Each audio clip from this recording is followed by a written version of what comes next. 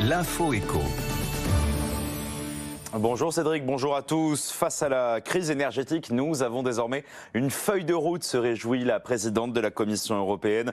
Pas encore de mesures précises, mais les 27 entendent favoriser les achats en commun ou mettre en place un mécanisme temporaire de plafonnement du prix du gaz. La course au 10 Downing Street est ouverte après la démission de la première ministre britannique. Liz Truss n'aura tenu que 44 jours à la tête du gouvernement. Les conservateurs vont élire son successeur d'ici à vendredi prochain. L'ex-ministre des Finances est cité parmi les favoris, tout comme Boris Johnson.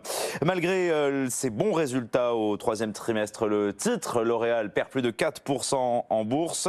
L'action du géant français des cosmétiques suscite l'inquiétude des investisseurs quant à la dynamique de la division luxe du groupe au troisième trimestre. Ralentissement qui entraîne aussi Kering, moins 4%. Pour comprendre les raisons de la croissance d'ailleurs des géants du luxe, malgré le contexte de ralentissement de l'économie, vous pouvez retrouver l'interview de Joël de Montgolfier, spécialiste chez Bain et compagnie, invité de Good Morning Business ce matin. Elon Musk veut licencier les 3/4 des salariés de Twitter. Le milliardaire a prévu de licencier en masse les 7500 employés du réseau social si il réussit à racheter le réseau social, selon le Washington Post.